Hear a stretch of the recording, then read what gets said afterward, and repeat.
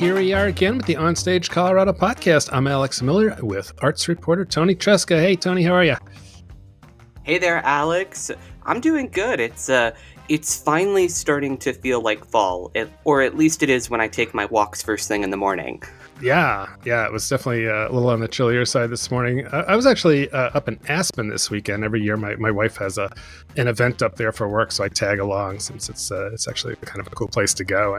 And it was definitely, there was a lot of the Aspen are sort of on the other side of looking cool. A lot of them are kind of already dead or stripped, but there was still some gold in the hills, and we went over Independence Pass, which is always a fun drive because and there's lots of Aspen through there. It's like you come into Aspen from Independence Pass, and it's like, wow, I know why they named this place Aspen, because there are just so many Aspen. But of course, Aspen's a very strange place. We actually stayed in Basalt this time, so we were at a hotel, a brand new hotel called the Hoffman. It's a Hilton property. But we brought our dog because they're apparently it's getting to be more of a thing, and there were so many dogs at this hotel. Like everybody seemed to have a dog there. It was crazy, and we were gonna have dinner at the restaurant there, and we were like, can we sit out on the deck because we have our dog? And they're like, well, you can sit inside too if you want with the dog. We were like, really? Wow, that is really permissive. So if you want to go to Basalt, go to the Hoffman Hotel for the most dog-friendly place you can imagine. Yeah, I guess even if you don't have a dog, if you just want to see some dogs or maybe pet some strangers' dogs, it seems like that might be the place. Yeah. Dogs in a way create their own theater, impromptu improv stuff when they meet other dogs. You never know what's going to happen. So, I like how you think, Alex. I'm trying to connect my rambling about the weekend with theater. So anyway, as usual, we'll unpack the shows that we've seen lately and talk about whether you should check them out. And then our main topic this week is going to be based on an article that you did, Toni, for Bucketlist Community Café, where you are the editor, about your top 5 list of theaters in Denver that aren't the Denver Center. So it's a fun topic that we'll check in on here in just a little bit. And then later we'll do our Colorado headliners, our weekly top 10 roundup of shows that look like a good bet. And then I have a really great interview with Kelly Van Oosbree. She is well known to many people in the theater community here in Colorado. She's the artistic director at Platte Valley Players in Brighton. And she's a director choreographer who's worked with many theaters around these parts, multiple Henry Award winner, and all around great theater person. Totally. I really love Kelly and her work.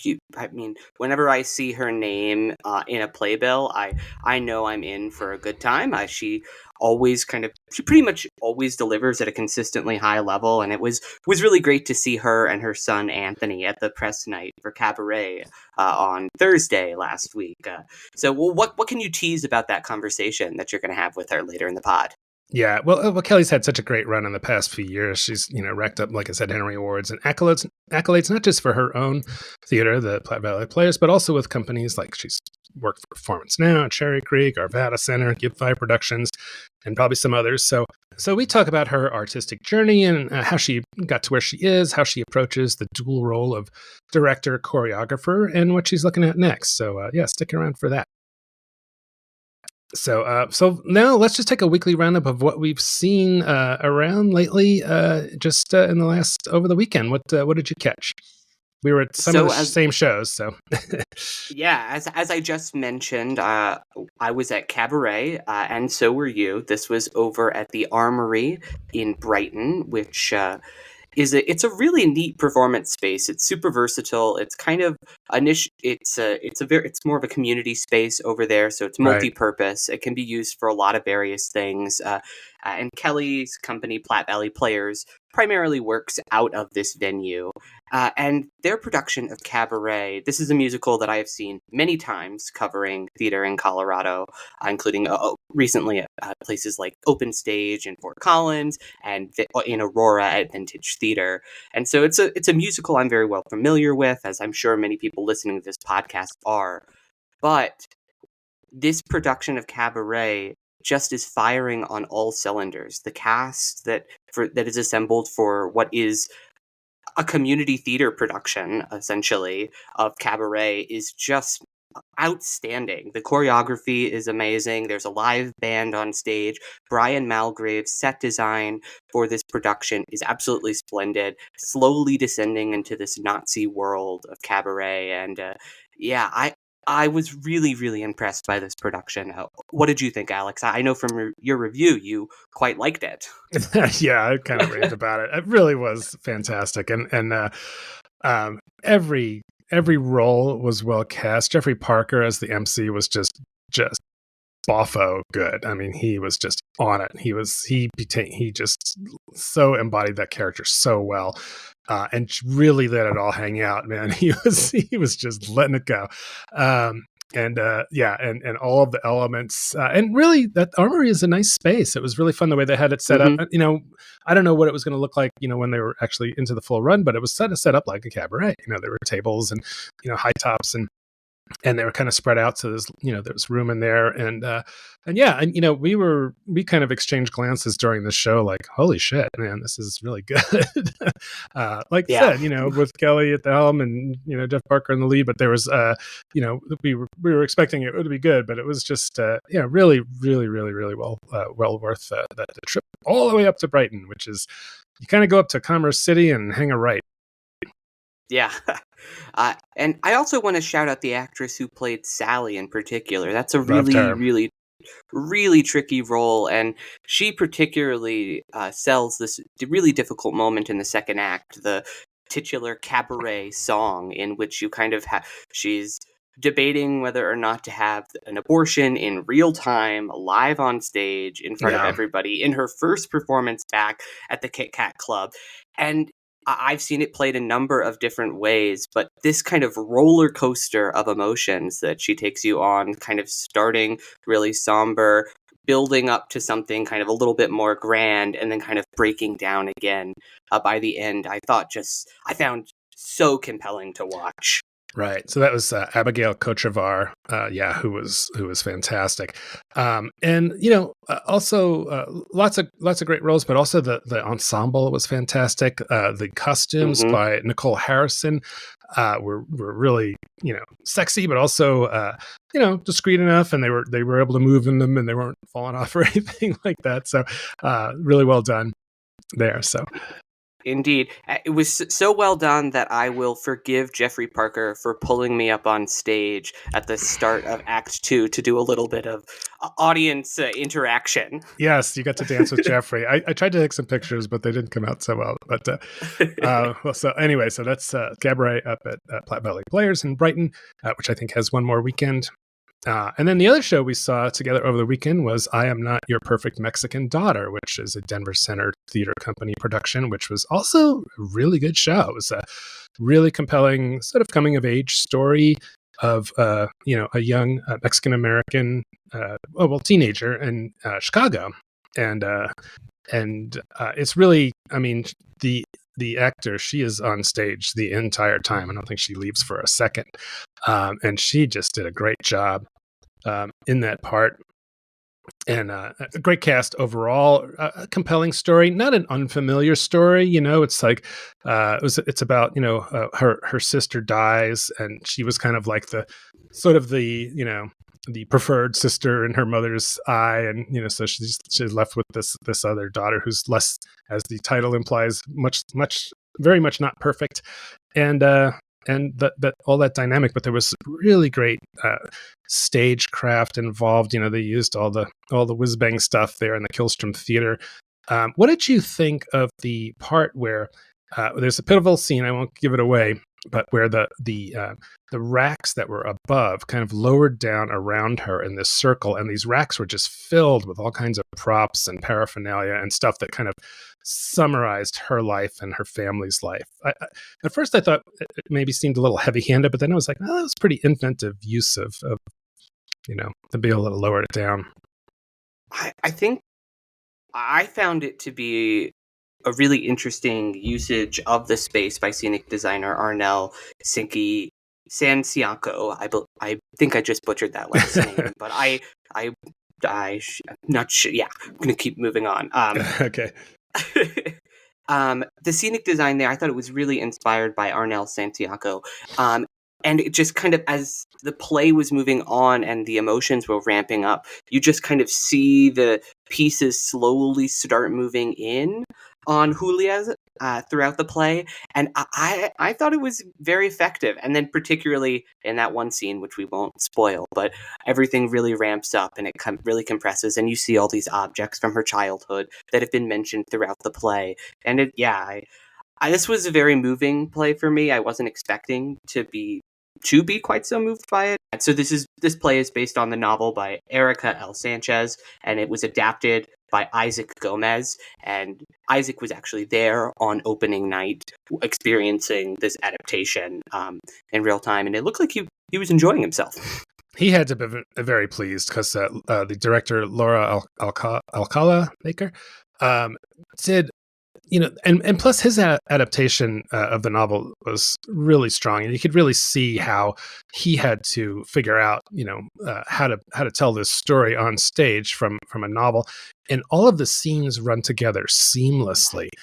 It never stops, and it's just it's really artfully done. And I tell you that the direction of it is just stellar. So, I mean, all around a really, really strong showing for the Denver Center. And I have to say, we've maybe been a little disappointed in some of their productions in the past year. I think this one was a standout. I think we were talking about that in intermission. We were just like, this feels like it's on a slightly different level than what the Denver Center has been kind of doing lately. I mean, not to say their production of Hamlet was very safe, and I've heard a lot of people who that was their first Hamlet who said that they really enjoyed it. So it's our opinion is just one, but of many. But I thought this was really something special that the Denver Center had done. Yep, definitely had some of those Bill Dungeramon themes of coming of age, but with through the lens of a Mexican American family, sort of like she talks about that in the show, like on top of all the other shit that I'm dealing with, I'm also, I'm a brown person in a country that sometimes looks down on us, and I'm poor, and then she winds up dating this white kid from the wealthy suburbs, and so there was that dichotomy there that was really interesting to see play out. Yeah, and there's this. I was kind of some of the pacing in like the first couple scenes it does feel slightly kind of trying to find its footing as you're introduced to all of these characters and their overlapping story, and the mystery is introduced. But by the time that the first act concludes on this really poignant quinceañera scene that is being done for Julia, I was totally bought in. It was just a really effective moment there, and yeah, definitely go buy tickets to this one now. It's running until for a little bit until November, so go out and see it. I want to just call out one more thing on this show that I thought was really interesting, and that was the Julia losing her virginity scene. That was the intimacy director was Maya Venice Prentice, and I tell you, it was so well done. It was awkward and but also touching, and and not risque. It was really a different kind of sex scene than I've ever seen, especially on stage. It's a good point. It ends on a really funny moment too. That I won't, again, don't want to spoil here. There's one of these moments I just want you to experience in the theater. Maybe we spoil the fact that she loses her virginity. But anyway, you had one other show you saw over the weekend. What was that? I did. I saw Enemy of the People. This is the classic Ibsen play that was adapted by Mark Reagan, who is the managing director of Betsy, and it was directed by the artistic director of the company, Jessica Robley. And I've seen this play many times. It's a pretty classic play, just about this town that they have these baths that a doctor had initially signed off on because he'd been working with his brother, who is the mayor of this town. But he then gets some new evidence that he realizes these baths are actually poisoning people. And so he thinks that because he presents you with the facts, that that all of the press and the people of the town and the politicians will believe him. But things don't go quite as planned. And it is we've talked about this on the podcast before, but It is a really well done production. Mark Collins is really gripping as the central doctor, as is Anastasia Davidson, who is playing Petra, his daughter, who is and the whole thing.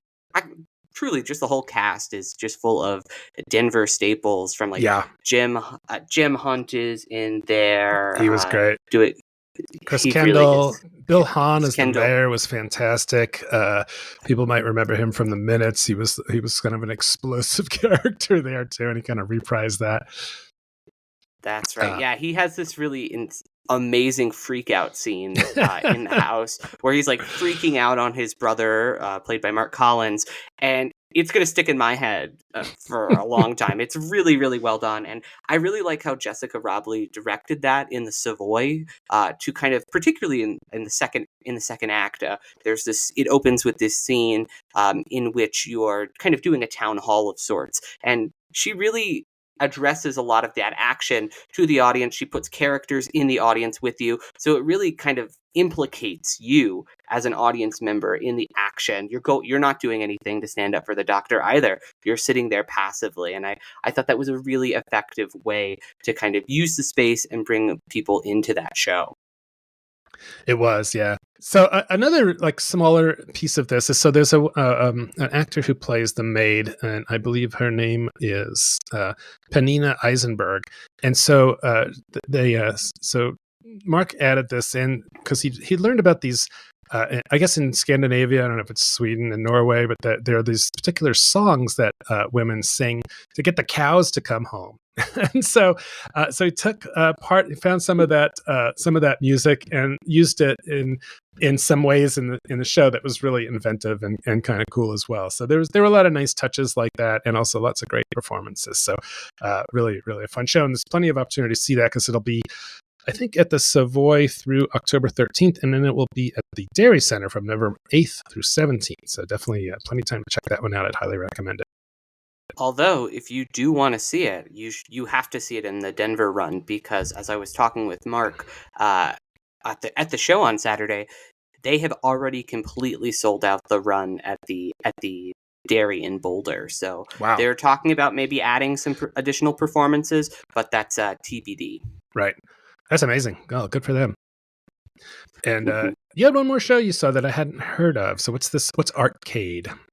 So this is kind of an immersive experience that's being done downtown by the theater district. This has been done before. It's an immersive art installation in which the theater district partners with artists to kind of retrofit these games, to custom fit these retro arcade games. So everything from like pinball machines to claw machines to like kind of shooting games to more games of skills have been refitted to kind of have new themes. Like there's this one claw machine that's been redone to have a rat theme, and so all the prizes inside are made by local artists, and they all feature like various rat stuff in there. It feels a lot kind of like walking into a room at Meow Wolf in terms of kind of just like the fully producedness of it. And I went, actually, it's not open yet to the public. I went because I'm friends with one of the artists who designed some of the prizes that are going to be inside the machines that are given away throughout the run. They're still working on getting their permits. They have to have their final walkthrough. I believe it's with the fire department in order to get them to sign off on it and officially get them open to the public. But they're hoping to open this upcoming Saturday. But you can check out the Theater District's website or just search Arcade for more additional information on that. Oh, that sounds like a lot of fun. I have strong opinions about claw machines. You know, as a father of 5, I had to deal with the claw machines because we always called it the rip-off machine. I'm like, I've never seen anybody succeed in getting one of those things out of there. And I was like, come on, guys, I don't want to spend money on that. It's like, but it was like the siren song about the claw machine. They always wanted to try it. Well, it's a little insider secret from talking with the creator of it. Okay. These claw machines may be set at a slightly easier setting than most other claw machines are around the country that you would experience, because that is one thing I had no idea about these old video games until David, who is over at the theater district, he whipped out these paper manuals because all of these old machines still, they don't have anything digital. They Right. still run on their paper manuals. And he's like, you can customize the difficulty level of these games to where you can make it really easy for a payout or super, super hard. Right. Well, And it's just so like a there are some casino. machines. Exactly. And so there are some machines in the arcade that are very, very easy to win. So maybe try a claw machine or two out. Okay. I would like to take all of my children back in time to do the easy claw machine so they cannot be upset by it. I guess, yeah, it makes sense if you just tweak the claw itself so that it had a little more strength to it. You could pick up everything. So, all right. Well, moving on. What do we have in the mailbag this week, Tony? So we got 2 emails this week. First, we heard from Scott Mishnick at the Westcliff Center for the Performing Arts this week that the projector that they use to show films at their Jones Theater has up and quit. Oh, no. So Scott said on Facebook, we do much live theater at the WCPA, but in between live shows, we offer first run movies to our community so that they don't have to drive to the big cities, especially in the winter. This movie revenue helps support the live theater and other community educational and entertainment offerings. Wow. Yeah. And so they're still using old school projectors and reels, it sounds like. So, yeah. Well, it's always a bummer to hear about tech failure, but that stuff happens. So if you'd like to pitch in and help replace it, they've got a GoFundMe page that I'll link to in the show notes of this episode.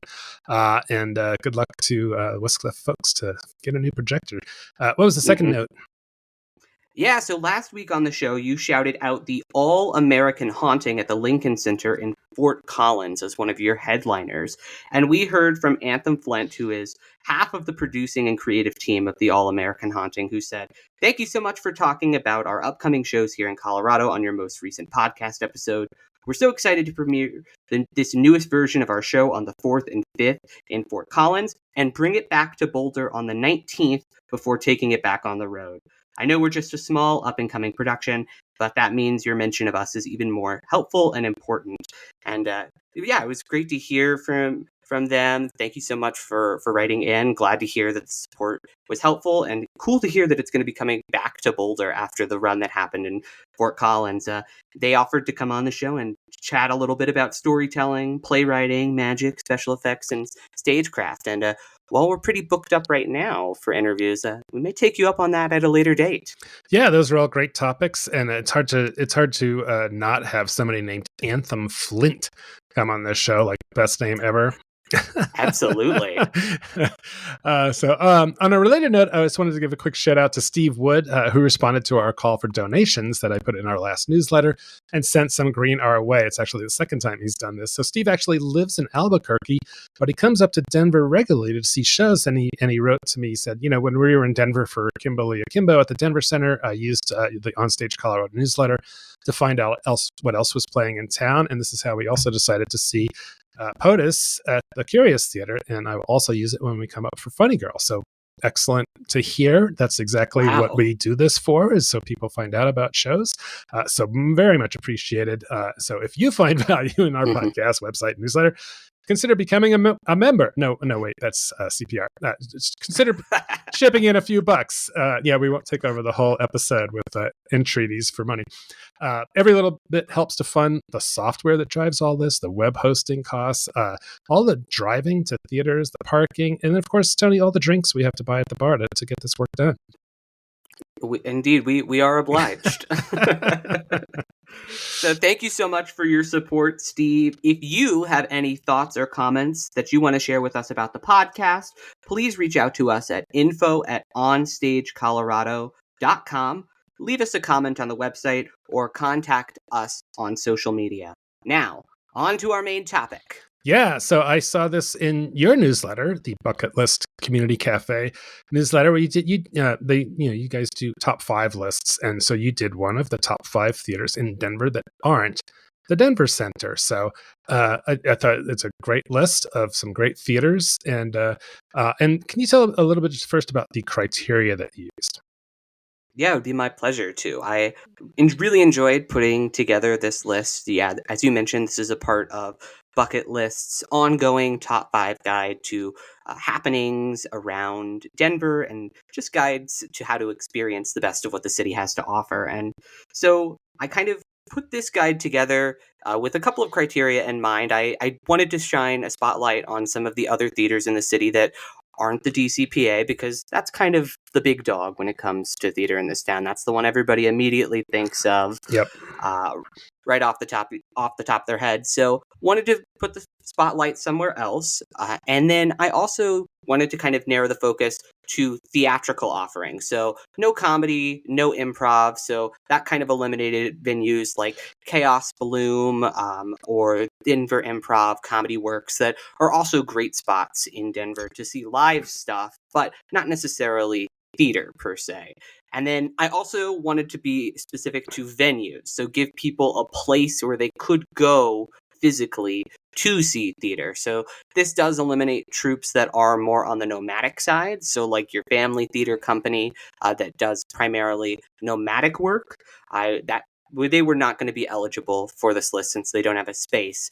And then finally, the criteria was everything has to be in Denver proper. So Right. I didn't even include things that were in just outside. So nothing in Aurora, even though there are some really great venues over there, like People's Building, Aurora Fox Vintage Theater, that Right. are all doing great theater stuff over there, or Arvada Center, just outside of Denver. And some people even consider to be a part of the Denver metro area, but wanted to keep it on inside the Denver city limits, physical venues that are producing theater.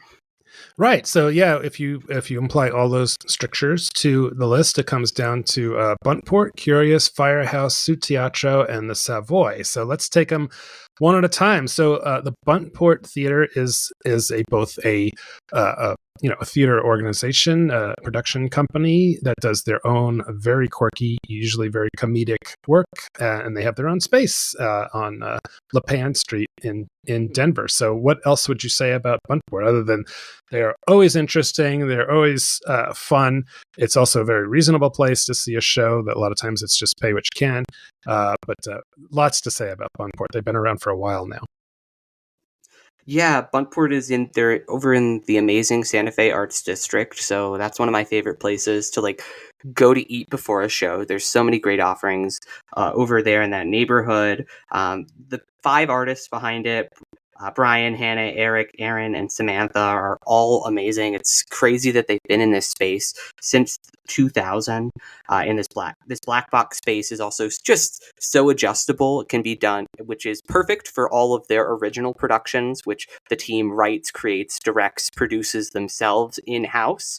But it's also amazing as a rental venue, which since the COVID-19 pandemic in 2020, Buntport has really made an intentional effort to kind of open their space up and increase accessibility. So they've been renting out to a number of other amazing local theater groups, in addition to continuing to produce a bunch of other really cool programming like their TED Talks or The Narrators, which is a live podcast recording based on storytelling that happens in that space monthly. So Buntport, not only they're just producing their amazing original offerings like their theater's upcoming 24th season, which will include 2 original productions: Eyes Up, Mouth Agape, and The Menagerist. I was trying to remember how to say the glass menagerie, but then add ist, because that's what it's playing on. So those 2 original productions, and then they're remounting a fan favorite from 2018, The Book Handlers. So I really just can't say enough positive things about Buntport.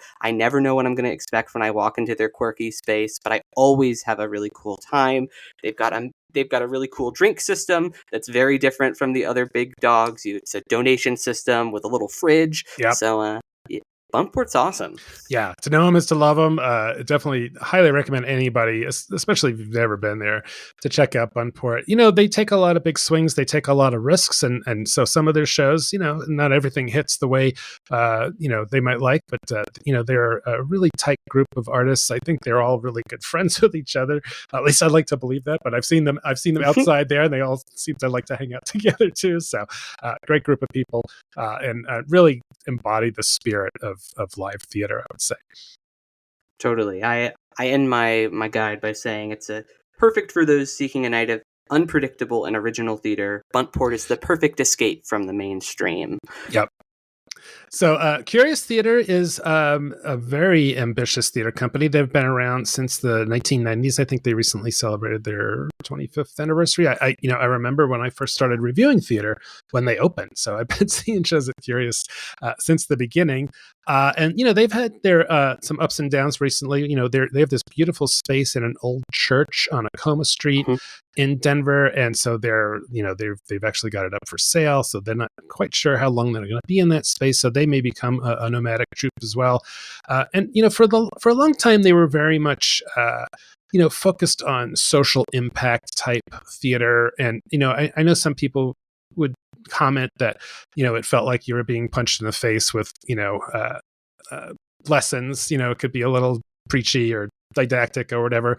And I think that's a fair criticism, but I also think they did a lot of important work and brought a lot of important stories to the stage. But I also think they're shifting gears just a little bit to maybe appeal to a greater audience. What do you think, Toni? I think that's a pretty apt way to put it. I think particularly since their artistic director Jada Suzanne Dixon took over in May 2022, she's really been focused on how to broaden Curious's appeal while also still staying true to its message of and its motto: no guts, no story. So they're still doing pretty gutsy work, but I think you can even tell with their recent season 27 opener, POTUS, which is.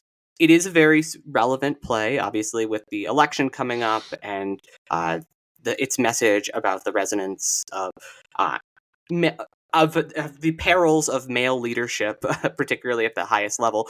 They still hit hard, but it's also really funny, and it was really a really raucous production.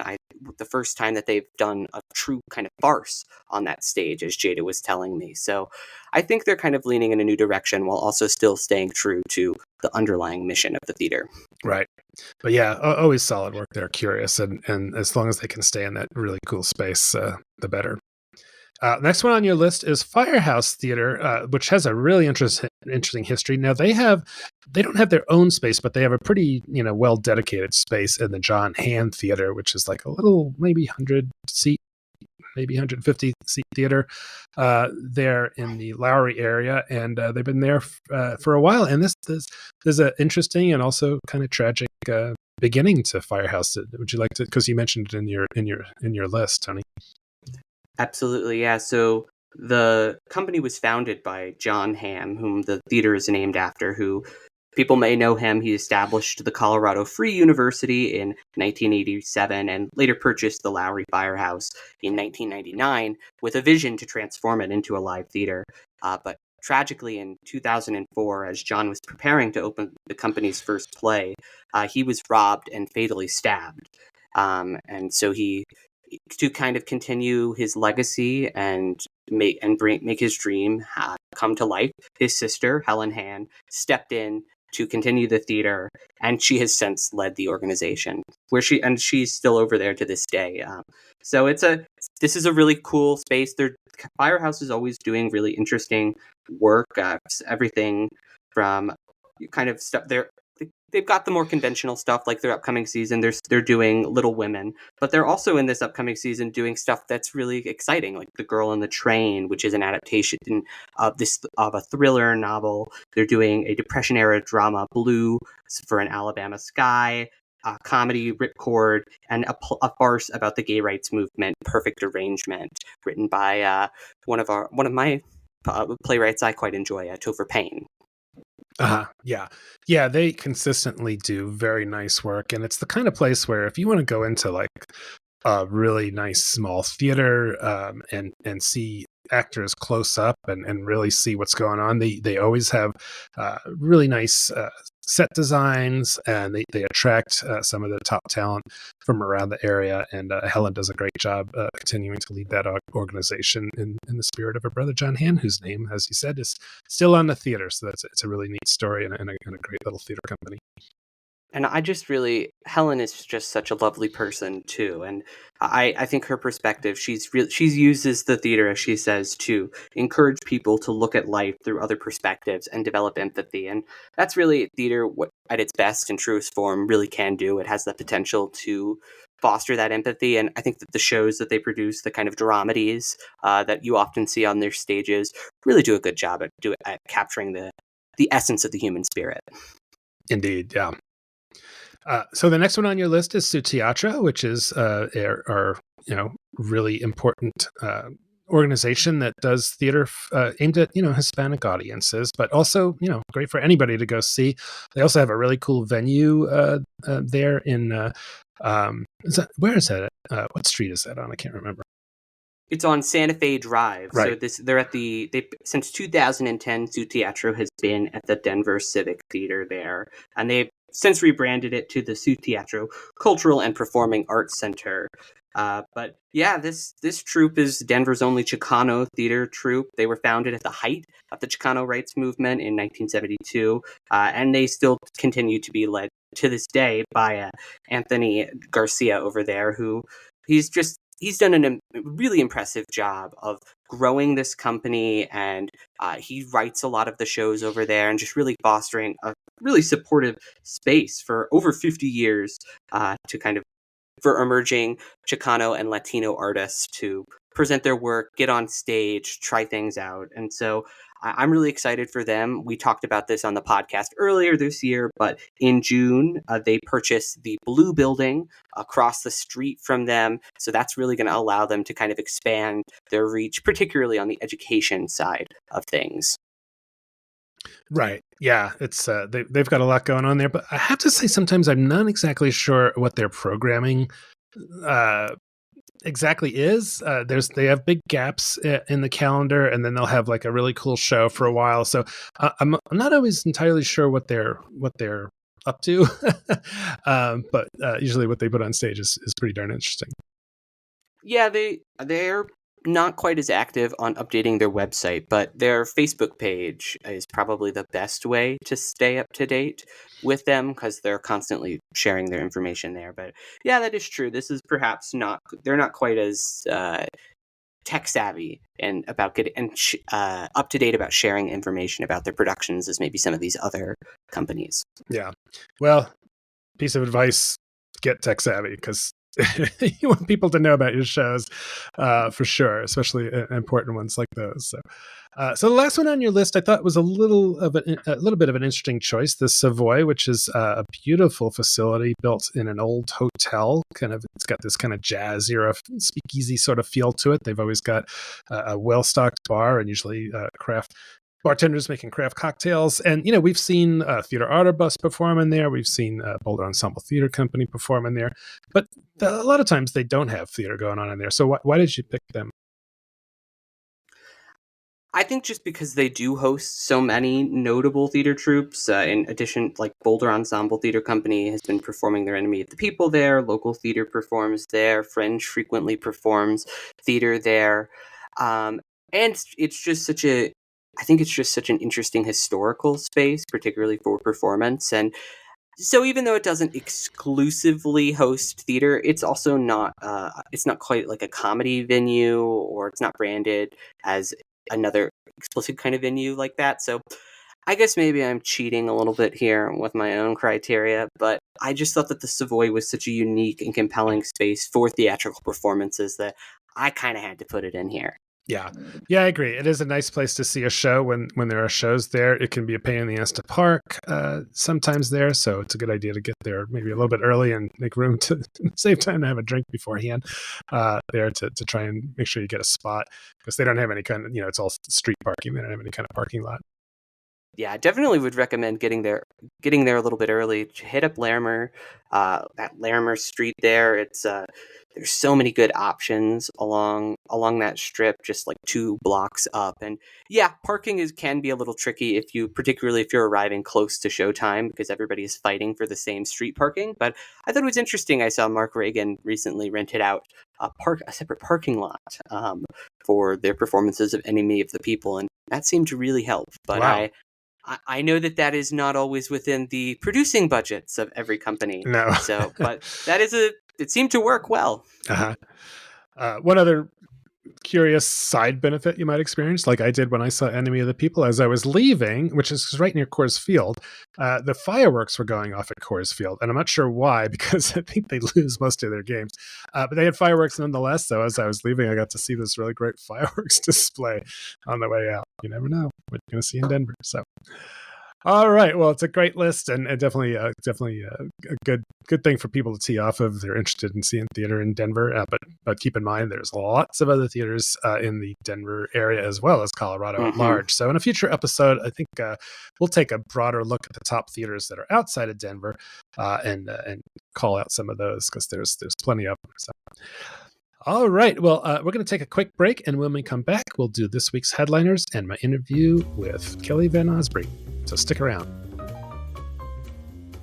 OnStage Colorado is brought to you by the Colorado Fine Arts Center at Colorado College. They're presenting The City Dog and the Prairie Dog from November 2nd through 24th. Featuring lots of singing, dancing, and audience participation, The City Dog and the Prairie Dog is a bilingual musical about exploring the world, learning new things, and maybe, just maybe, coming home again. Tickets at fac.coloradocollege.edu. Support also comes from the Boulder Ensemble Theater Company, whose sold-out Denver production of Henrik Ibsen's Enemy of the People will be back November 8th through 17th at the Dairy Center in Boulder. Tickets at betc.org. OnStage Colorado is also brought to you by Littleton Town Hall Arts Center, with an upcoming production of Disney's The Hunchback of Notre Dame, performed in conjunction with the Littleton Symphony Orchestra and Voices West. The classic tale will be on stage at the Littleton United Methodist Church for just 3 performances, October 18th, 19th, and 20th. Tickets at townhallartscenter.org. Okay, we're back and ready to tear into this week's Colorado headliner. So these are some of the upcoming shows that we think you should know about, and in no particular order. What's first on your list, Toni? First on my list is Family Theater Company's upcoming productions in Rep. So they're doing 2 shows at the People's Building. So they're going to be mounting Funny as a Crutch, which they describe as Saturday Night Live meets Disability in a series of laugh out loud sketches. And this show will be directed by Greg Vigil. And then they're also simultaneously producing The Glorious World of Crowns, Kinks, and Curls. Which they describe as a collage of stories about the special and sometimes complicated relationship between Black women and their hair. And this will be directed by friend of the pod, Betty Hart, and directed as well by Twana Latrice Hill. So those both sound like really interesting productions that'll be going on at the People's Building. So Funny as a Crutch is October 11th through the 20th, and The Glorious World of Crowns, Kinks, and Curls is October 17th through the 20th. Yeah, it's great. Yeah, and I think they haven't really done this kind of a rep thing before with these 2 shows. So Family Theater Company, if you're not familiar, it's spelled with PH, PHAMALY. They're a disability affirmative theater company that does great work. Often they've been performing in the Killstrom Theater at the Denver Center, but yeah, now they're going to be at the People's Building. So they are, joking about disability is not an easy thing to do, but they are in a position to do that with authority. And then this other one, The Glorious World of Crowns, Kinks, and Curls, sounds fantastic. And I'm calling in a ringer to review this for our site, my friend Jamisha Lenhoff, who is a Black woman who, when I used to work with her, and she was the kind of Black woman who came in with a different hairstyle seemingly every day. So I think she knows all about this topic of the complicated relationship between Black women and their hair. So looking forward to hearing what she has to say about that. So first on my headliners list is Stormy Daniels. I just had to call this out because I saw this on our calendar and I was like, what? So Stormy Daniels is going to be at the Denver Improv October 10th and 11th. And so the promotional material says it's going to be an evening packed with laughs, real talk, and an intimate peek behind the curtain of her life in the adult entertainment world, all spiced up and delivered with her charismatic signature wit. So no mention of her dealings with a certain former president that, I don't know, maybe she's going to avoid that, but I have a hard time believing that. So anyway, so that's going to be October 10th and 11th at Denver Improv. I got to say, bar any non-disclosure agreements, I don't know how Donald Trump doesn't come up at this show. Yeah, I'm sure he will.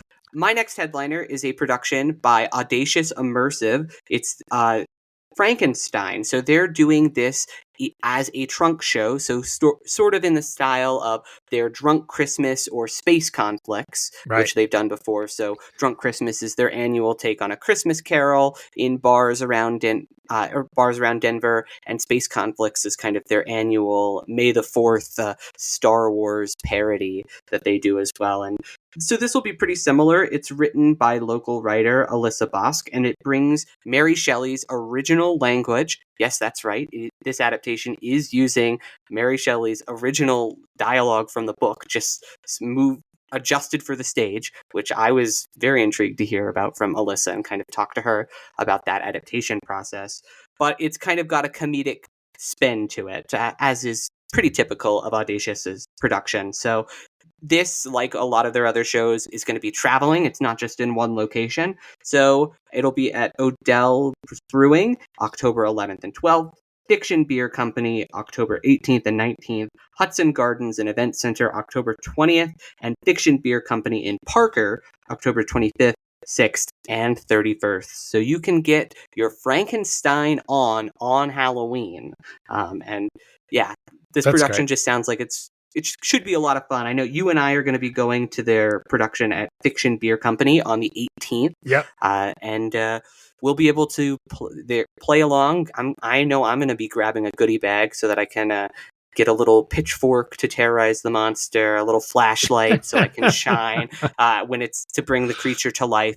It's as Audacious does a lot of immersive work, and this is no exception to that. You're going to be a part of the action in a way that you may not have ever been with a show like Frankenstein before, even though it is quite popular. Yeah, these are really fun shows that Audacious does, and definitely well worth checking out. Plus, they always have them in fun places like breweries and things like that.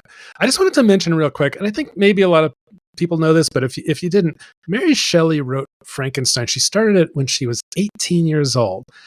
So this was all the way back in 1818. It's just such a cool story about the book itself, and and how the circumstances around which she was writing are also interesting. But I won't get into that. But it was really the first sci-fi novel, and she predated all these Jules Verne, H.G. Wells, Edgar Allan Poe. She was way ahead of her time at 18 years old. So it's amazing, and still being riffed off to this day. It's just a great story. Mm-hmm. Yeah, Alyssa actually mentioned that she originally, when she was thinking about writing this play, she kind of had thought about writing a play about the writing of the novel, of the original novel, because it was conceived in a bet between her and a couple of other writers, and so it's a really interesting premise in and of itself. But she ultimately decided to kind of adapt Frankenstein itself, because that's a little bit easier to travel via trunk. Yeah. Yep. All right. So my next headliner is Fringe Reprise. So Denver Fringe takes place, I think, in June, but they're kind of bringing back a few of the shows, and this will be at the aforementioned cool-ass Denver Savoy, October 19th and 20th. So if you missed out on Denver Fringe last summer, there's a chance to see some of these shows, including Disco Boy, Dragonfish, Elizabeth I in her own words, Me and Us, Moment in Time, and Katie Mason. So that sounds like a really cool way to hit some of these great shows that were at the Fringe last summer. Mm-hmm. I'm looking forward to that. I'll be there on the Saturday of that, and I missed the Fringe this year, and so this is my way to kind of catch up and do my homework. Okay, great. My next headliner is a vampire play. It's called Let the Right One In, and it is a play adapted from the best-selling novel and award-winning film. It's about two teenagers, Oscar and Eli, who become best friends.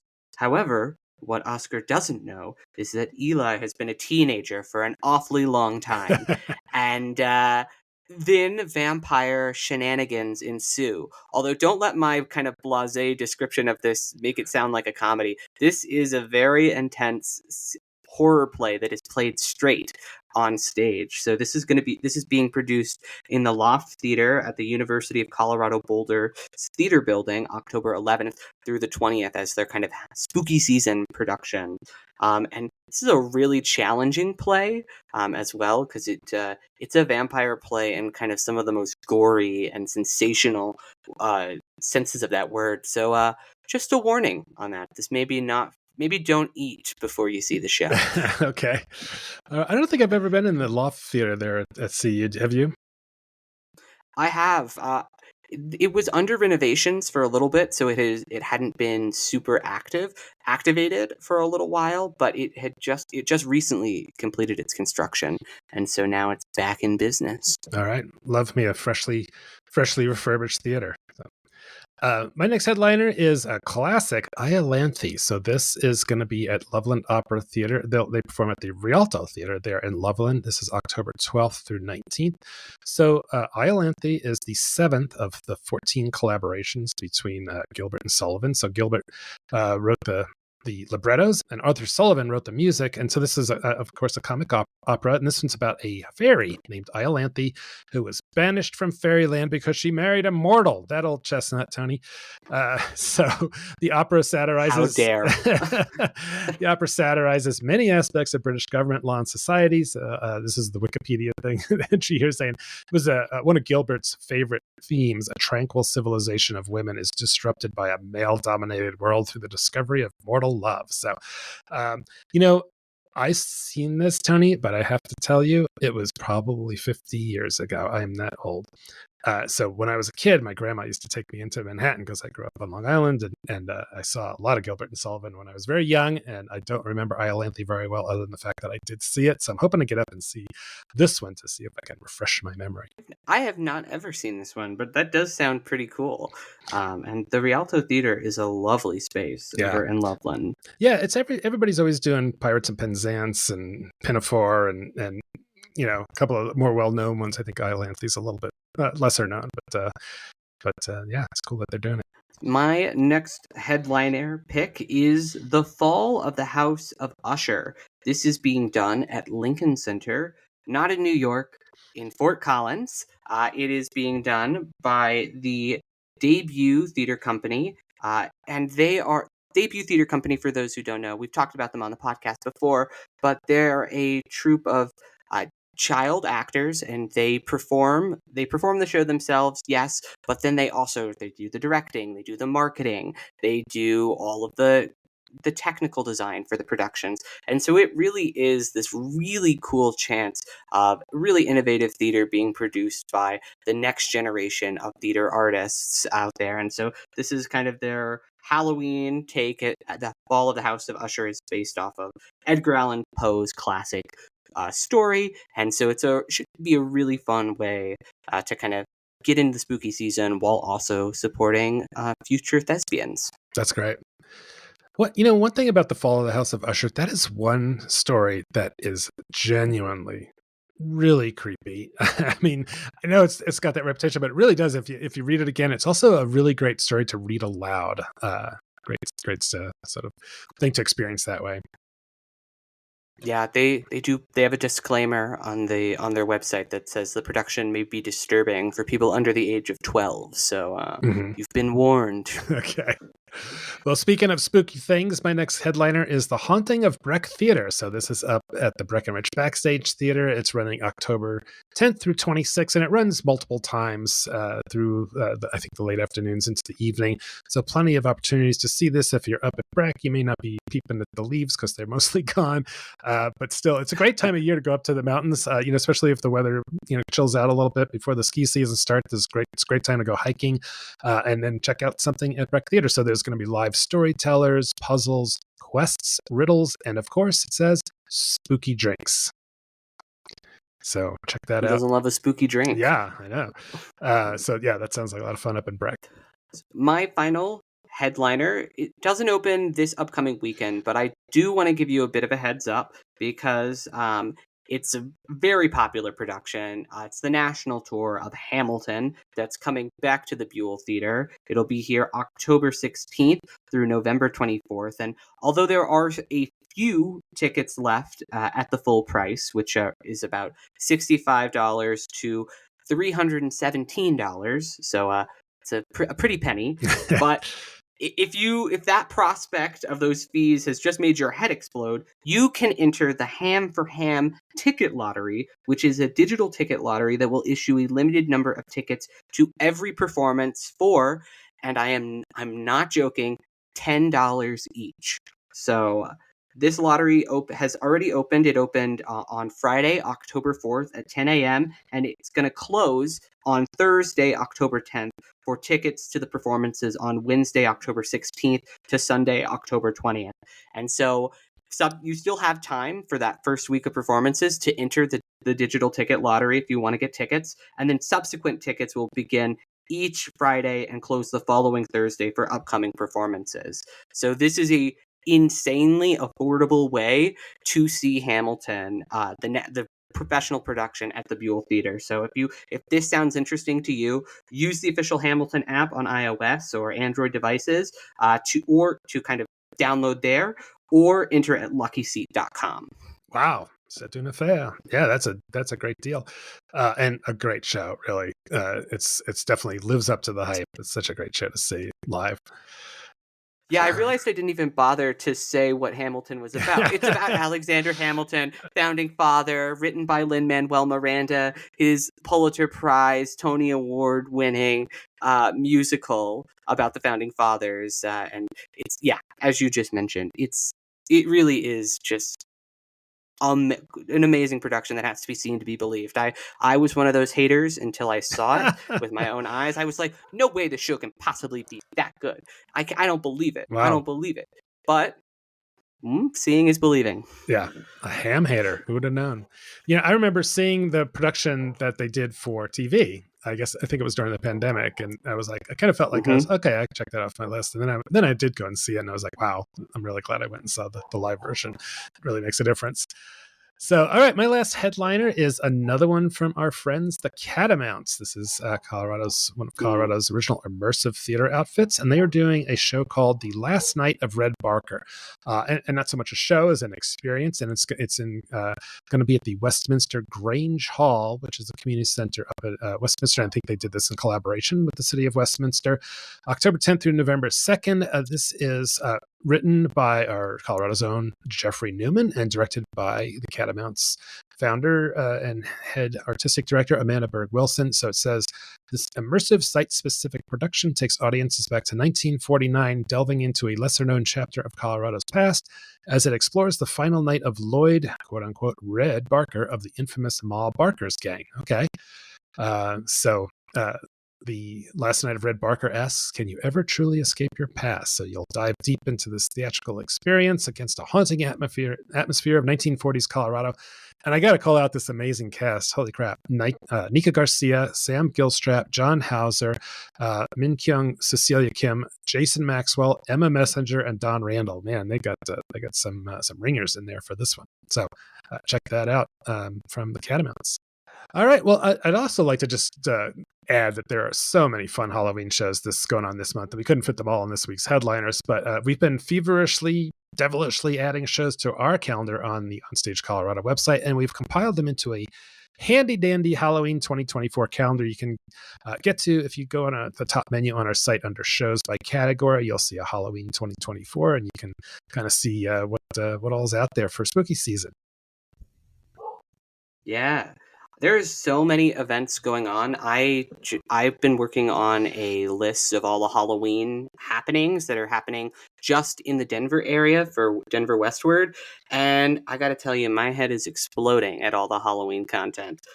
From stuff at the Botanical Gardens to all the Halloween shows like Frankenstein, which we mentioned, Dracula over at the Arvada Center. You've got 13th Floor. You've got Boo at the Zoo, Cosmic Hal over at Meow Wolf. You've got the Spectra Art Space remounting Spookadelia, Victorian Horrors at the Molly Brown House. There are just so many amazing options for you to get in on spooky season. There's no reason not to go out and howl at the moon. You got to get spooky. Yeah. You could always just get baked and wander through a corn maze too. You know, there's lots of that action going on out there. I like how you think. Alex is like, who needs all this ticketed stuff? You can just get some marijuana, walk around a cornfield. That's right. That's right. I imagine that would be a little disorienting. Maybe an unpleasant experience, to be honest with you. But so, all right. So that's it for the headliners. So, there's a lot of new and upcoming reviews on our website, including Kimberly Akimbo, Murder on the Orient Express, Always Patsy Cline, October Surprise, I Am Not Your Perfect Mexican Daughter, Girl on the Train, Around the World in 80 Days, Dracula, Feminine Revenge Fantasy, A Vase, Funny as a Crutch, The Glorious World of Crowns, Kinks, and Curls, Murderers, The Prom, Last Night of Red Barker. Whew, man, we are just out there covering stuff. So, Hey, Alex, could you maybe tell your reviewers to stop slacking off so much? We'd maybe like them to go out and cover some theater. yeah, I know. It's like, Wow, there's just so much going on out there. that's an impressive lineup. So if you're interested in reading some of those exciting reviews, plus getting all the latest theater news from around the state, you can read all about it at onstagecolorado.com. But don't do that right now. In fact, don't go anywhere. Stay right where you are as we throw it over to Alex's conversation with Kelly Van Oosbree. All right, here we go. All right, we are here with Kelly Van Oosbree today. Kelly, thanks so much for being on the OnStage Colorado podcast. Happy to be here. Thanks for having me. Yeah, so you are, among other things, you're the artistic director for the Platte Valley Players in Brighton, Colorado, and you also kind of a journey woman. You move around at different theater companies, directing and choreographing and all kinds of stuff. So that's why I wanted to talk to you a little bit about some of the stuff that you're up to, but also how you juggle all of these things. And so you had a big year this year, just in terms of awards. You won a Henry for Beautiful, Carole King musical at the Arvada Center for Choreography. Actually, it was for The Music Man at Performance. Oh, I was I'm nominated. Sorry. That's okay. But I was nominated for choreography for both Music Man and Beautiful. Okay. Yeah, I was going through the list and I was like trying to keep it straight. So you were nominated for Music Man as director also, right? Yes. Okay. And so both of those musicals did really well, and so your name was all over the Henrys. And what did that feel like, getting all that recognition in 2024? Well, it was the Henrys evening was like a warm hug for me that night. Having so many friends walk away with awards was really great. And then for the projects that I got to work with them on, it was really validating, and it just made me so happy. And it really did validate like my my life choice to like be spending my time and my energy doing theater in Denver, in the Denver area. So yeah, it was really a wonderful evening. That's great. Yeah, it was a really fun night. And, it was nicely sort of shortened version from other years too. So, well, before we get into a little bit about what you've got coming up and a little bit more about Platte Valley Players, I wanted to just ask, kind of back up a little bit and ask, everybody's in theater, almost everybody seems to have like a moment or a time in their life where they were like, man, this is the thing I want to do. So what was that for you? Well, I grew up in the theater. My mom is also a director back in my hometown of Emmitsburg, Iowa, which is in the northwest corner of Iowa. And it's a really active community theater in my hometown. And so I pretty much was going with her to rehearsal from the time I could sit still. And so it was always something I wanted to participate in because I loved going with her to rehearsal. But I think in particular when she directed Oklahoma, and I was probably like, I don't know, 8 years old maybe.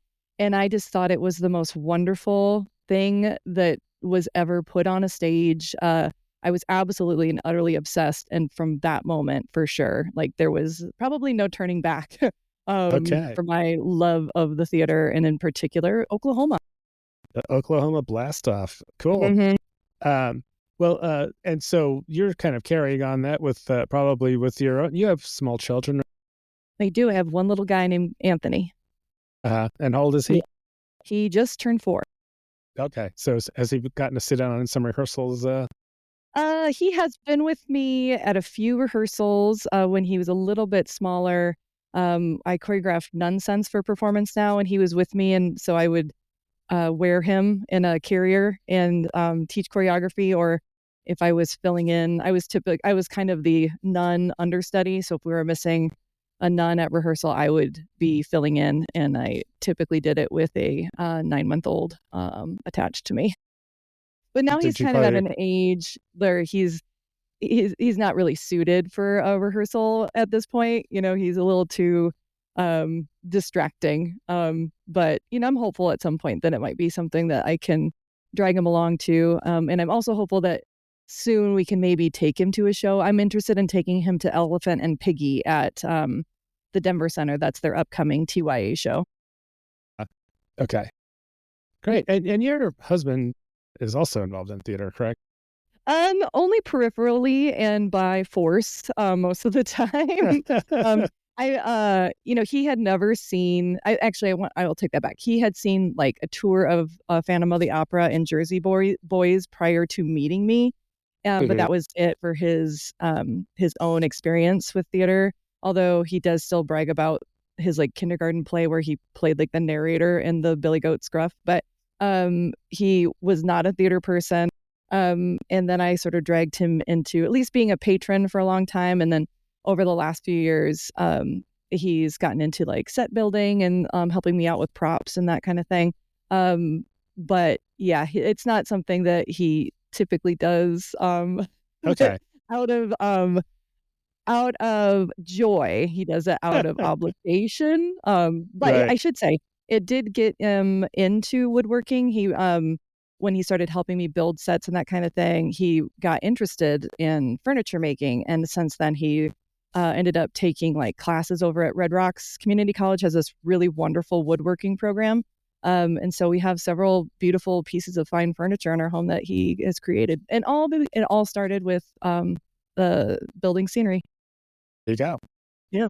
So did you study theater in college or? But yes, I studied theater at the University of Iowa in Iowa City. And there was really no other option for me. There was nothing else that I really thought about studying. And I also knew that I didn't want to be an actor. I didn't know that at the time that I wanted to be a director. I just knew that I wanted to study theater and I wanted to immerse myself in the theater. And so when I was at Iowa, I kind of did everything. I worked on the electrics crew. I worked in the scene shop. I did do some performing, but I kind of focused on the tech side of things because I knew that I could get a job having those skills. And also I didn't want to try to be an actor for a living. But I did take my first directing class at the University of Iowa, and I absolutely and utterly loved it. Yeah. And because of your parents, they probably weren't saying, "Oh, don't do that for a living. That's crazy. No, be a lawyer." they absolutely fostered my obsession with the arts. So they did a great job of like taking me to see as much theater as I could, and Emmitsburg is 3 hours from any larger area. So, we drive 3 hours to Minneapolis to see something that was either on tour or my parents are season subscribers to the Guthrie. So I was exposed to the Guthrie Theater at a very young age, which is very, very lucky for me. Or we go to Des Moines, which is like 3 hours, or Omaha, which is a little under 3 hours. But my parents were, carting myself and my brother around for cultural experiences for music and dance and theater. That's wonderful. That's definitely a way to get into it early and to establish that. So what was your path to Colorado? How did you wind up here? So I probably would have wound up in Minneapolis if I hadn't been dating a fella that was interested in moving to Denver when I was finishing up college. So it was a very serious relationship. So I was like, well, no, I'm going to go to Colorado. And, the relationship didn't work out, but I'm so glad that I followed him here because this is my forever home. That's great. Okay. So, thinking about those skills that you've acquired as director and choreographer, which did you do first? And how would you describe the difference in those two skills? Sure. I started as a choreographer, and I really started choreographing when I was in high school. The Midwest is really into show choir. I don't think it's as big out here, but in like the Minnesota and Iowa area, show choir is really, really big. And so I was choreographing for show choirs both my own and others as a high school age person. And then I continued to do that through college. And, I was also in a collegiate show choir when I was at the University of Iowa.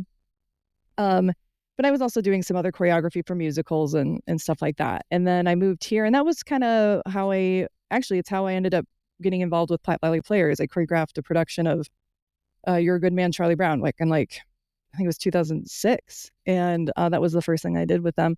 But, my background, I'd taken a lot of dance as a young person, and I was always kind of like making up little dances as a kid, like in my my bedroom and on my my purple little tape recorder and stuff like that. So dance was definitely my way into the creative team out here and kind of just in general. But I think being a choreographer or starting as a choreographer, it absolutely enhanced my ability and my skills as a director with like visual communication with people's, whether it's their body language or movement, or just blocking. Right.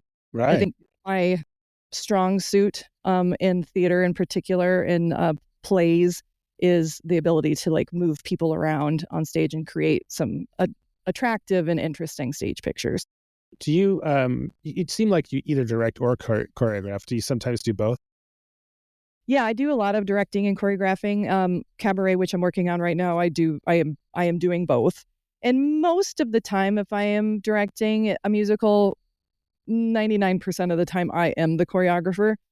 I am kind of looking to retire myself as a large dance show choreographer. It's just, it's a big lift, and having a small kid, and I'm being, maybe a little bit lazy in my older years, but that large lift, I'm not feeling as motivated for that kind of thing anymore.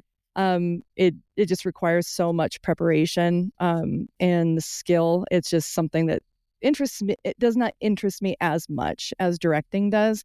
But I direct plays as well, and honestly, if someone came up to me and said, "Hey, Kelly, we've got a play to do or a musical," I would pick the play for sure. Okay.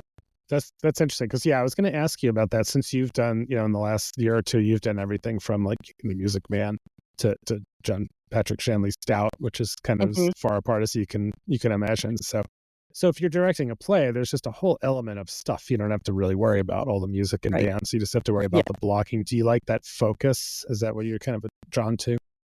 Yes. Yeah. And not having the lift of both choreography, and not every musical has like heavy choreography needs, or even just having to deal with music and amplification and other things that just come along with a musical. I love working with actors. It is absolutely my biggest love is to work with an actor and tell a great story. So, and I know that obviously is part of doing a musical, but it's more stripped down to the essentials. That's my jam. Okay, got it. So, all right, well, let's talk a little bit about the Platte Valley Players. You said you started, with that show back in 2006. And when did you become the AD? When did it happen? It has sort of gradually happened. I directed my very first play at Platte Valley Players back in 2008. And since then I've been doing at least one show a year, and over the last few years, multiple shows a year for them. And so it just kind of became like, oh, well, Kelly, what play or plays do you want to do, or should we do, that kind of thing. So it just sort of became like the programming was sort of up to me. And so it was like, oh, we just all kind of realized that I was already kind of the creative director. And for that side of Platte Valley Players, because there's more than just the main stage shows, because we also have a very robust children's theater program. But it just sort of happened. But I would say like probably 2018 was when we were kind of like saying that Kelly Van Oosbree is the artistic director for Platte Valley Players. Okay. And so they perform at the Armory Center in Brighton. And do you live kind of near there? Is that what drew you to it? Yeah, and the whole reason I ended up getting involved was because I moved to the area. So I was I'd moved up to just south of Brighton in a development near Reunion, which, if you're familiar, is like in northern Commerce City. And I was at a theater conference, and I met another director that was, had come to. I was doing a lighting workshop. I was leading a lighting workshop, and she came to the workshop, and we were chatting, and she said, "Oh, I just wanted to find out more about lighting because I'll be directing a show up in Brighton." And I said, "Oh, well, I kind of live in that area. What's the group or whatever?" And so that's how I found out about Platte Valley Players, and they were pretty new at that point. I think maybe had been around for about 3 years, but I was so excited to have a theater near my home, because, for me, I love theater, and I will drive about anywhere to do it, but being able to do theater close to home is like so invaluable. Huge. Yeah. I do a lot of driving for theater, and I live in Highlands Ranch, so it's rare that there's anything near me unless it's like at Lone Tree or Park or Littleton Town Hall. So, but Brighton's an interesting place that I don't know if I've ever been there. It's kind of like a sort of northeast of Denver, like go up to if you went up to I-25 and hung a right at Westminster or thereabouts, you would get to Brighton. Yep. What is that community like? It's growing exponentially. Adams County in particular, because you can get down to downtown Denver pretty quickly, or the airport or wherever you need to be, but you can get like kind of more bang for your buck as far as like housing out here. I mean, things are of course still very expensive, but you can get, and this is kind of the reason I moved out here, because I had this giant dog, and I was working in the northeast. On the northeast side of the metro, over in the Central Park area. And I was like, well, I want to buy a home. I want a yard, a good sized yard for my giant Pyrenees. And so I found this development up here, and I was like, well, this just seems to make sense because it's right off the highway. It took me like 25 minutes to get to work, maybe, if I had ran into traffic. And it just sort of kind of happened. And at the time, there was very, very little out here. And now it's like everything has grown up around me. But again, I don't live in Brighton proper, but it's just a few minutes to get into town, and it's a rural community. It's very diverse. There's the Armory lives sort of in the old downtown area, but then there's like a whole new area of Brighton, in the Brighton Crossings area, which is new homes and new shops and new stores and things like that. So it's I couldn't tell you exactly how large the community is, but it's growing big time. And it's interesting to think about who we could reach as a community theater, as a theater up here, because I know we're just tapping into just like one tiny portion of the market. Right. Can you tell me a little bit about the Armory Center? What was that purpose built as a theater, or what is it? So it's been around for 100 years. I know they just celebrated their 100-year anniversary or birthday like a year or two ago. So it was an old armory. And I don't have a lot of firsthand knowledge of what an armory exactly is, other than like maybe a place where soldiers would gather for entertainment, and that sort of thing, or respite. And it's on the corner of like what's on Main Street and Bridge in Brighton, or Highway 7 and Highway 85, if you're thinking about it. And so it was probably owned by the government for a long time, and then it fell out of use as far as an armory goes. I believe it became a lumber yard for a while, and then I think was fully just like abandoned for some time. And then probably in like the 2007, 2008, a group of Brighton cultural leaders wanted to create a cultural arts center in Brighton. And so they got to work and they wrote the grants and got it done. And I believe it was 2009 when the Armory opened as a performing arts center. And we started making it our residence in like 2010. Okay. And how many does it seat, would you say? It's kind of a flexible space because it's not a typical auditorium. It doesn't have like raked permanent seating. So I think at the most you can get like 250 in there. It's pretty tight, but and we kind of do a lot of different kinds of configurations with our staging. I've done stuff fully in the round. We do a lot of thrust staging. So for Cabaret, we're hoping to seat about 100. But it just sort of depends on the show. But when we do our children's theaters, we are packing in like a little over 200 people. Okay, so you said you've got a pretty robust kids program of classes and performances and things like that. So that's great. So I noticed the tagline on Platte Valley Players is "Small theater with big ideas." And what does that mean exactly? So if you've been in the Armory, it's not a very big space. Like the original stage itself, a proscenium opening is only 14 feet high by 18 feet wide. There is an extension on front of it that, of course, a lot of the performances happen on. And of course, it's a versatile space, so we're able to kind of be creative with our staging. But it's a small space, so it's very intimate, and it's beautiful, and it's well equipped with great lighting and sound gear. But we're not going to be doing Hello Dolly or the Music Man or things like that. We're not typically going to do like a Golden Age musical, or if we are, it's going to be in a different way. But the other thing that we're sort of interested in up here is doing stories that are really meaningful and that might speak to a marginalized group, like we've done To Kill a Mockingbird, Driving Miss Daisy. We did the regional premiere of Best of Enemies. So we're always kind of looking for stories that inspire and are thought provoking and are historical and and touch people's brains and their hearts at the same time. Okay, well, let's jump into Cabaret. Why did you pick Cabaret? So you're going to be doing this October 4th through 19th at the Armory there. So tell me a little bit about the show. Cool. So, this is a show that I've been wanting to do for some time. I knew it would be a good fit for the space in of itself. And that's kind of like how I start when I'm picking programming for PVP. This is a story. This is a show with a story that is relevant and touches pieces of history and also is relevant for today's audience. But I knew it would fit well in the space. And it's a show that people want to see and, they love the music, that kind of thing.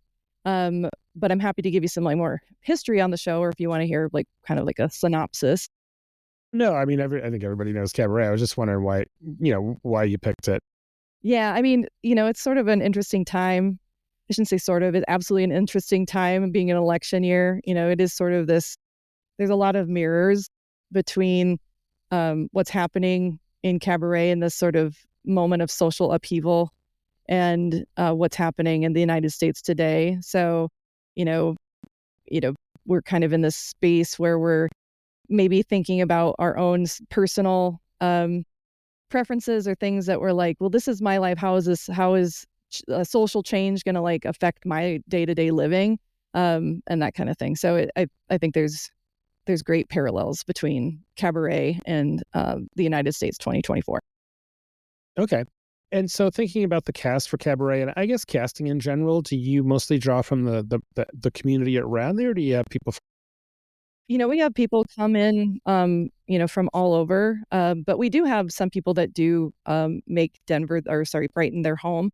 So Sarah Kit Farrell, who plays Fräulein Kost, she's actually a newer transplant to the Brighton area too, and she's actually from California. And in fact, she went to high school with Jeff Parker, who was playing our MC. So, but she found herself in Colorado as well, and she and her family settled down on the west side of Brighton, and she's kind of taken a break from theater performing because, of course, she went to grad school and started her career and had a family, and then she was chatting with Jeff. She's like, I'm kind of interested in getting back to performing, and where do you think I should start? And he's like, well, as a matter of fact, you should maybe audition for my friend Kelly. And then she happened to live really, really close to the theater. So I mean, that was such a coincidence, but a really happy one. Sarah's really, really talented, so I'm excited to work with her now and then hopefully in the future too. But we have people come from Denver, South Denver. We've had people come be in our shows that live in Colorado Springs. Yeah. All right. Well, yeah, I have never seen Cabaret, so I'm going to come up and see your production when it opens. So I'm looking forward to that. Yeah. And then you also have Little Prince for kids on November 4th and 9th. And I didn't see anything else on the calendar for the rest of the year. Do you have, is there a Christmas show or anything like that? Or Nope. Our final performance will be in November for The Little Prince, which is a free admission theater for young audiences. So people should check that out and do reserve tickets, even though it's free, just so that we're aware of who's going to be showing up. But that's the last thing for the year. We usually try to take the holidays off. I'm working on White Christmas at Performance now, so that had already kind of taken me out of availability anyway. But we usually do take the holidays off, and then we'll be starting our children's performances. Like the rehearsal process usually starts at the end of the year, so that they can open early March. And then, have you announced your next season yet? Are you working on a calendar year schedule? Yes, we do January through December, and I'm happy to reveal our season to you right now if you want to hear it. What is it? Yeah, yes, I do. So it's finally just kind of come together. We're doing The Cottage, which is a farce, a comedy, in May.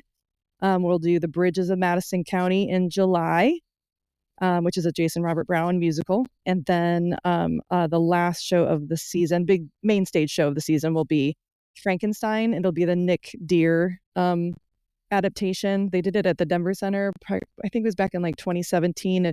Or if people are familiar with the Johnny Lee Miller Cumberbatch version, if you've seen it on National Theater Live, that's the version that we'll be doing. In addition to that, we always have our annual fundraiser, Brighton on Broadway, in mid-August. Our children's productions, which haven't yet been announced, in March. We'll have another TYA show, and then a number of like musical theater workshops throughout the year. All right. Well, yeah, a full slate of stuff going on there. So, all right. Well, Kelly Van Oosbree, thanks so much for being on the OnStage Colorado podcast. Upcoming is Cabaret, October 4th through 9th at the Armory in Brighton. And we wish you the best of luck and break legs with that one. Thanks for coming on. Thanks so much, Alec. Appreciate it. That's it for this week's episode of the OnStage Colorado podcast. I love that conversation that you had with Kelly. She's the best, and you had some really great questions for her. Yeah, I really admire her. She's just one of those theater people who draws others to her and just kills it with every show she does. And I'm really curious to see where she starts to head as she says, she's going to lean away a little bit from some of the big musicals where she's directing and choreographing, which is a really heavy lift. And she does have a young son and family to watch after as well. So look forward to seeing what kind of interesting straight plays and comedies coming from Van Oosbree world here pretty soon. So next week on the podcast, we'll either have my interview with some horror people. I'm trying to get the folks over at 13th Floor to come to hop on the podcast, or we'll have your conversation with Vintage Theater's Deb Persoff, and perhaps a surprise special guest host. Yeah, maybe.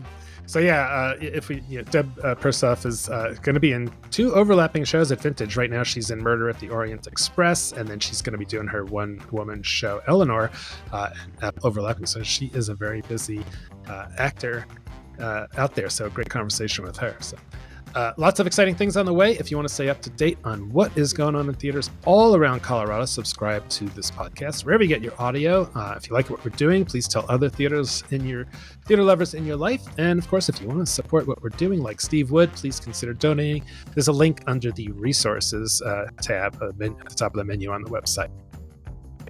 And while you're on the website, be sure to check out all the reviews, news, other podcast episodes, as well as our full statewide theater calendar at onstagecolorado.com. Also, if you like this show, please consider rating it on Spotify, Apple Music, or wherever you're currently listening now. It really helps us get the word out about what we're doing here. Cool. Yeah, if you want to get in touch, it's info@onstagecolorado.com or leave a comment on our socials. We love to hear from you. So thanks so much for listening. This is it for today. I'm Alex Miller. And I'm Toni Tresca. And we'll see you at the show. Lots of shows.